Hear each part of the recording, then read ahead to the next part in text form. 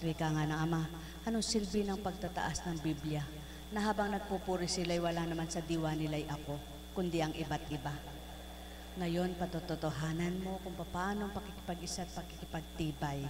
Pagpaumanhin po ninyo, ako'y nahuli, sapagkat inasikaso ko naman ang sarili ko. Bakit po? Talaga pong napakabuti ng Ama at sa bawat kaganapan may binibigay siyang mensahe na maaari mo nga bang paniwalayan yun, tao lang ang nagsasalita. Subalit pakasurin niyo po kung totoong tao pinagmumulan. Kahapon po, pagkatapos ng gawain,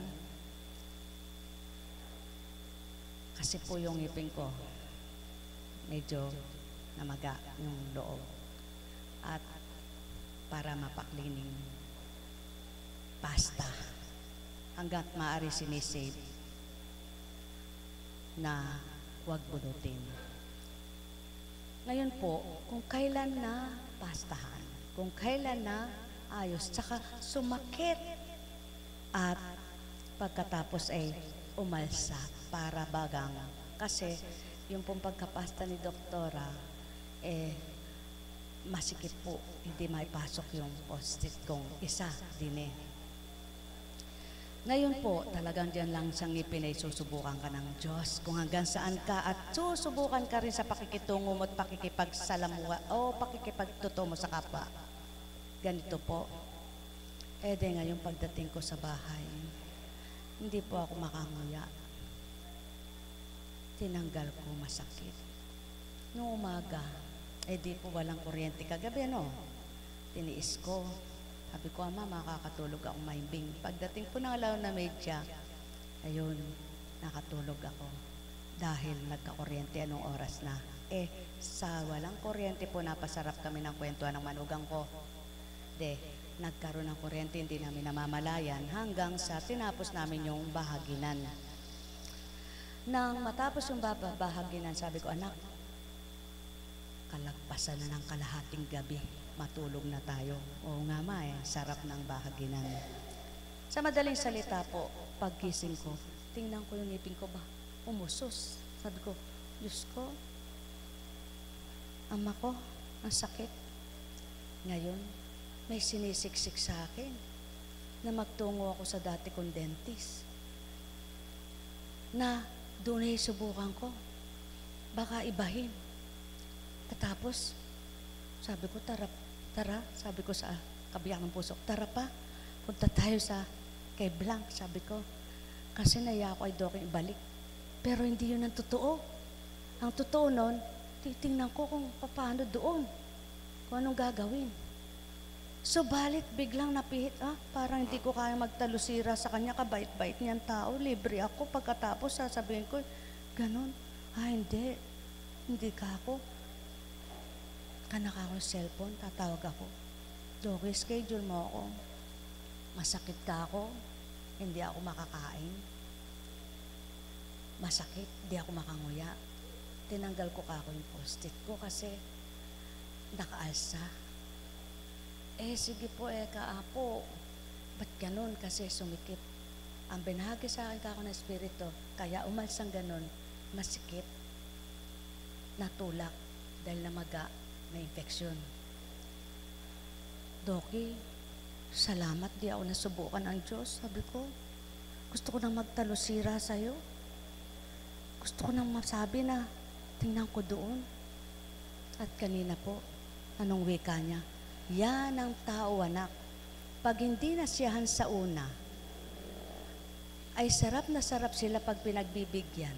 At nang magkaroon ng problemang hindi na mapanauli, pakiramdam nila hindi na nga yun ang manggagamot nila. Iba na, lilipat na sapagkat talusira na ang diwa nila, walang katapatan. Anak, huwag kang tutulad sa ganyan, sabi niya. Salamat po, di ako nasubukan. Salamat po. At pagdatal doon, nangusap po sa kanya, ano nga bang magagawa ng kamay at karunungan ng tao, anak? Kahit na nagtungo ka doon, kung hindi ko lalabing mapaayos ito, hindi masasayos ang ngipin mo at masakit pa rin ito. Tandaan mo anak, ako rin ang nagsisilid ng talino sa tao para gawin ito't gawin yaan. Hindi sila ang may galing. Ang mga kamay nila hinahawakan ko para maging matagumpay ang kanilang operasyon. Hindi sila ang may gawa. At anuman ang ginagawa nila, hindi sila, kundi gamit ko lamang silang instrumento. Kung magkagayon anak, kahit itong kapatid mong ito, na tapat at totoo, ang kanyang paghahandog sa iyo tapat at totoo. Kung siyang tinalusiraan mo, paano kang magiging tapat sa iba? Yung totoong tapat sa iyo, hindi wala kang ginawa, siniraan, nasira ang isip mo, nasira ang pagkadamdamin mo sa kanya dahil nasaktan ka lang. Anak, hindi nararapat. Tandaan mo, masasayos yan.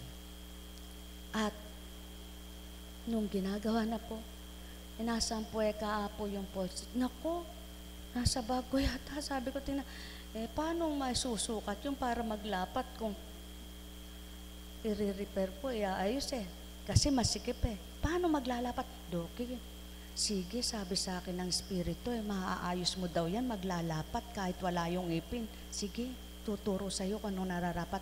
Alam niyo po, pagdating naman dito, ang alam ko, hawak ko na yung ipin, wala na naman para masukat. Kaya po ako na late. Tingnan niyo po, kung magkukwento lang hindi paniniwalaan. Nilito na naman ako para mahuli ako kung paano. Inangat ko na yung pinagkitaan ko. Bakit bulag ba ako? Ba't di ko nakita doon? Inangat ko na nga. Kalaki-laki nga. Ganyang kaba.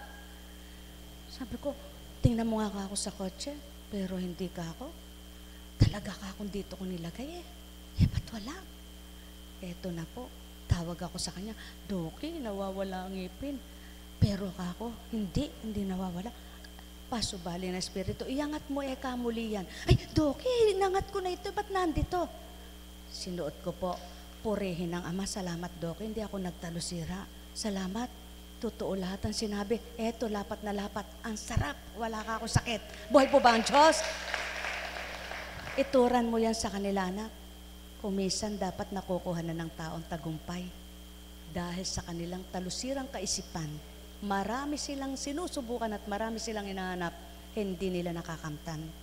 Subalit pagtibayan nila at panindigan ang aking salita at aral, mahirapan man sila't nahihirapan, ibibigay ko pa rin ang katagumpayan. Naghintay man sila't nagbata, makukuha pa rin nila para sa kanila, sapagkat ito'y nakatalat, nakatakda na. Ngunit kung sa kapwa nila'y sira ang kanilang paniniwala, sa matapat na sa kanila'y tumanggap at pawang nakitungo ng marapat, pagkatapos baliwala lahat, tandaan mo anak, hindi yan totoo sa akin. Mga kapatid, isang mensaheng kung pagninilayan, hindi ito paniniwalaan. Ngunit at pasubali, pinatutupad ang lahat ng kaganapan at pakikipagtotohanan para makita nung taong totoo kung sino ang pinakikipagtapatan niya. Subalit, maraming tao, oo ngayon, bukas hindi, maging sa kapwa nila. Hindi sila totoo anak, sapagkat kung magkamisa ng tao, habang natutuwa sa iyo, habang kinatutuwan ka, oo sila. Ngunit, isang oras mo lamang mapakita, hindi mo sila maaliw, iiwanan, tatalikdan ka. Ako'y nagbata, binata ko ang tao, ngunit ako'y di nila mabata sa pagsubok ko. Pag nilayan niyo ang panahon ni Moises, kung paano sinubok niya ang mga Israelita sa gutom. At nang sila'y hindi na kumakain, ano ang kanilang ginawa? Nag-aklas na sila at nagalit kay Moises. At nang umakyat sa bundok ng Sinai itong si Moises, na wala pa at di dumarating. Anong sinabi nila? Hindi na babalik yan. Sabi niya, igawa mo kami ng guya ng sasambahin nila. Yan ang tao. Mas gusto pang sambahin ng asal hayop. Nasisilaw sila sa ginto, nasisilaw sila sa kumikinang, ngunit sa gintong aral ko'y hindi sila makapaniwala. Ano ang ibig sabihin ng batong ginuhit na kidlat? Tandaan mo anak, tabak na titimo sa pusong matigas ng tao ang aking salita kapag kanilang tinanggap mabubuhay na ganap. At binaliwala ito, kaya init siya. at nawara kang bato. Ngunit dahil salita ko pa rin maibabalik ko. Kaya nang pag nabalik siya, naiguhit pa rin ito. Ibig sabihin, walang magtatala ng mabuting salita at aral ng Ama maliban siya. At ang gawa niya ay gawa niya, at ang salita niya ay salita niya, ngunit ang tao ay talusira, kaya di makamtan ang katapatan sa puso nila. Mga minamahal, napakabuti ng Ama. Napakadakila niya. Napakarami mong pinagdaraanan. Ang dami-dami mong pagdaraanan. Bago pagkatapos sa kapag pinagdaanan mo'y pinagtagumpayan mo, sasabihin mong maliwanag, Diyos ko, salamat. Hindi mo ako nasubukan. Salamat. Di ako nagtalusira sa kapatid kong ito. Hindi ako nawala ng pag-asa sa kapatid kong ito. At lalong hindi ako nawala ng pag-asa sa iyo. Paano mangungusap sa iyong espiritu? Kapag ka ang isip mo'y gulong-gulo, litong-lito, galit na galit, kang puso mo, makapangungusap ba ng mabuti ang espiritu sa iyo? Hindi. Ang espiritu masama ang nag-uudyok sa iyo. Gawin mo ito, gawin mo yon, gawin mo yan, gawin mo yon. Ngunit ang hindi mo alam, panlilin lang. Sapagkat, ano ba ang Ama? Matapat, katapatan, katotohanan at pakikipagtotohanan. Subalit ano ang isang espiritu? Madaling magbalikwas. Sinabi ngayon, mamaya hindi na. Ang Ama, sinabi niya noon, ngayon at magpakailanman, sasabihin pa rin, tutuparin pa rin. Nagluwat mat, hindi pagdakakaraka-raka, magaganap pa rin. Yan ang Diyos ng katotohanan, yan ang Diyos ng katapatan, yan ang Diyos na buhay, na buhay. Kaya kung siyang pananaligan, asahan magpakailanman, hindi siya mapaparam at di ka mamamatay na bigo sa buong mong buhay. Sapagkat siyang katagumpayan, siyang lunas ng lahat ng kabutihan. Mga minamahal, napakabuti ng Ama, napakadakila niya. Hindi lamang kayang makipagtotoo ng tao sa kapwa-tao, lalo't higit taong kinikilala at tinitingnan nila. Dahil, unang-una, kapag nasaktan na, nahirapan, doon mo makikita ang totoong paghandog at pag-aalay. Ngunit tandaan mo, anak, ang tunay at tapat sa akin na mga pinagdaraanan nila man din pagkatapos ng lahat na yay, ginhawa sa katawan. Kaya't kung tao lamang ay magiging marapat at totoo sa akin, kailan may di sila gagawa ng di dapat. Doon makikita nila, ako'y tapat kung mangusap. Buhay ba ang Diyos? Buhay ba ang Diyos? Totoo ba ang Diyos? Ang espiritong huwad, madaling manguha at kumuha. Oh, lagi na lang ekang nasasaktan ka doon bakit pupunta ka pa? Hindi na natutupad hanggang ngayon, hindi pa nagaganap. Sapagkat ang tao, pag sa pangakong marapat, mahirap tumanggap. Sa pangakong talusirat, pangakong huwad, madaling maniwala. Bakit? Lahat ba ng pinangako, ng mga nangako, na pagagawa ko yun, pagagawa ko yan, nagawa na urada, pagdaka na pagawa, o bakit nagbabata pag may bayad? At pag walang bayad, hindi sila nagpapata. Subukan mong walang bayad, tingnan mo kung boto ka. Ang minamahal, kay buti ng Ama. Kay dakila niya, hindi siya malilinlang at hindi siya madadaya. Kaya ang wika niya, kung katapatan ang nasa puso nyo, mahirap man para sa inyo, madalit magaangkong, pakikitang katotohanan, mahiwaga ako tunay. Buhay ba ang Diyos? Tapat ba ang Diyos? Totoo ba ang Diyos? Oh, ayaw ng tawang sakit, ayaw ng taong dusa, ayaw ng taong hirap, agad hahanap na ng paraan para magaan, para madali. Ngunit ang di nila alam, ang Ama hindi nagbigay ng madali para ikay manalig at manampalataya pagdaka, kundi dinadalisay ka sa apoy ng pagbabata, pagtitiis, upang sa pakikipagtotoo mo sa Kanya, ang lahat ng binata mo, pakikita niyang grasya pala. Hindi malas, grasya pala. Sapagkat grasya ng kahiwagaan, kahimalaan, pagtitibay, pananalig mo, pagiging tapat mo, hanggang sa makita mo, o kay buti ng Ama, napasisibol pala niya ang tubig sa tigang na lupa. Napasisibol pala niya sa dalampasigan ang tubig na agos sa lahat ng dako. Kaya kung naniniwala kang siya'y mahimala, mahiwaga, pagtitiwalaan mo ang Kanyang salita. Kaya kailan may di ka talusira kahit sa iyong kapwa. Sapagkat kung sa palagay mo'y masama ang kapwa mo at ikay mabuti, kailanman hindi magbabago ang kabutihan mo. Ngunit, kung nagbubuti-butihan ka lamang, pakikita ng Ama kung anong tunay na kulay mo. Mga minamahal, kay buti ng Ama, kay dakila niya, binabahagi niyang totoo, pinapahayag niyang marapat, ang tumpak at dapat na tumanggap, makikilala siyang ganap. Pagpalain kayo. Buhay ba ang Diyos? Tapat ba ang Diyos? Totoo ba ang Diyos? Kaya sa inyong lahat, ngipin, bawal. Ang ngipin ay nakatanim sa mga bagang. At kung ito ay sumakit, isa lamang tagus buo mong kalamnan. Sa makatwid, ang masakit sa iyo, huwag mong gawin sa kapwa mo. Sapagkat kung totoo kasama, mararamdaman mo damdamin nila at doon mo makikita kung ikaw ay naging talusira sa kaninamang kapwa mo, kaya mo ring gawin sa Diyos mo. Buhay ba ang Diyos? Sapagkat kung tapat ka sa Diyos mo, kahit sa pinakamababat hamak na kapwa mo, hindi mo kayang lokohin at dayain. At lalong hindi mo kayang pagsinungalingan.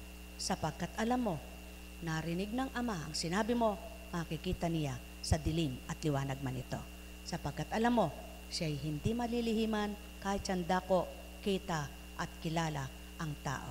Kaya't mapapalad kayong nakikipagtotoo sa hindi nyo nakikita, ngunit dinadama, nadarama at napapatotohanan nyong may gagawin, may nagawa at marami pang gagawin sa buhay nyo. Pagpalain kayo. Nekkaramaniyahanam, nekkaramaniyahanam, nekkaramaniyahanam. Buhay ba ang Diyos? Tapat ba ang Diyos? Napakabuti po ng Diyos. Kapag ikay nalulumbay, may binibigay siyang kaparaanan para ikay matuwa, magalak, aliwin. At kapag ang katotohanan ang nasa iyo, habang hinihiling mo sa kanyang, Diyos ko, wag po ako magkasala sa bagay nito. Wag manaig ang bagay nito at panaigin mo po yang sayo.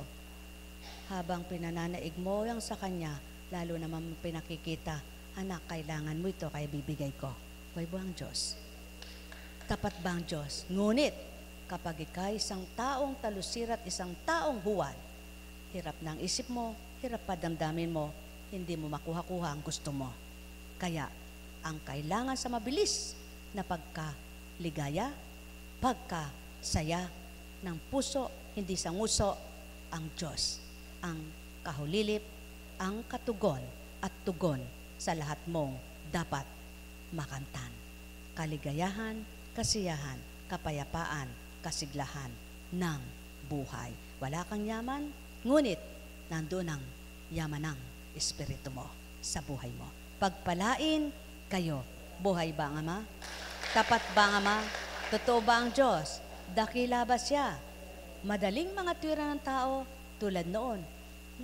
Sabihin ko na lang, pag tinanong ako, kumusta ngipin mo? Okay lang, pero saan ka naman nagpunta? Sa iba. Maraming ganitong tao, akala nila hindi alam ng Panginoon na Espiritu. Kumusta na? Gumaling ka na ba? Ano ba iniinom mo? De po yung binigay nyo, pero saan ka naman? Mga minamahal, sino kaya? Sino kaya? Sino kaya ang nakakakita sa lupa? Tandaan ninyo, hindi kayang ibigay ng tao ang anumang ikaliligaya ng kahit na sino. Ngunit ang Ama, may bibigay niya sa puso mo. Pagpalain kayo sa pangalan ng Diyos Ama, Diyos Anak, Diyos Espiritu Santo, humayo kayong taglay ang ligaya sa puso nyo, maging lubos, maging tapat ang bawat isa sa inyo, upang ang layo ninyong mabuti, mahirapan man kayo sa una, sa hindi nyo namamalayan, inuusad, nakasasadsyad, hanggang hawakan nyo na ang tagumpay.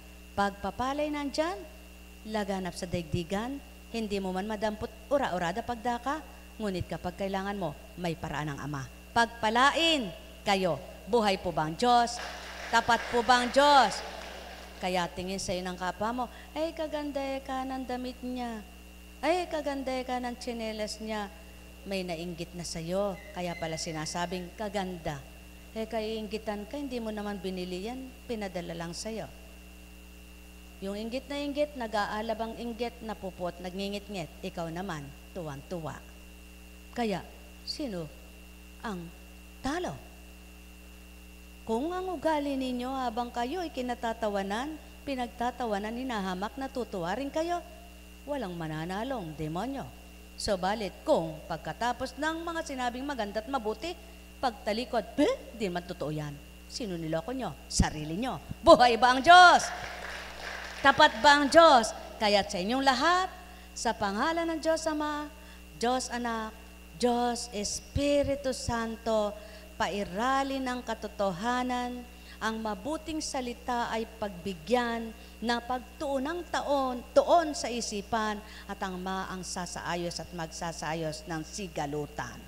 Kapag siyang kumilos, walang hindi magkakaayos. Pagpalain kayo. Kapag ang inaayos siya ang mismong nasa puso't isipan, pasasaayos, magpapaayos. Ngunit kung hindi ang spirito niya, labag, laban, ayaw, paayos. Yan ang pawang katotohanan. Kaya madaling ayusin ang nasa banal na espiritu, tanggap niya at kilalang kilala kamalian niya. Ngunit kapag wala, hindi niya nakikita at nasusuri ang kamalian niya. Hindi niya makikita, lalabat, aaldag siya. Sasabihin niya, anong kasalanan ko? Wala man akong kasalanan na. Sino bang taong banal? Ngunit mapalad ang hinamak, pinagtawanan, kahit di niya kasalanan, inamin niya, ang Ama ang malulugod sa Kanya.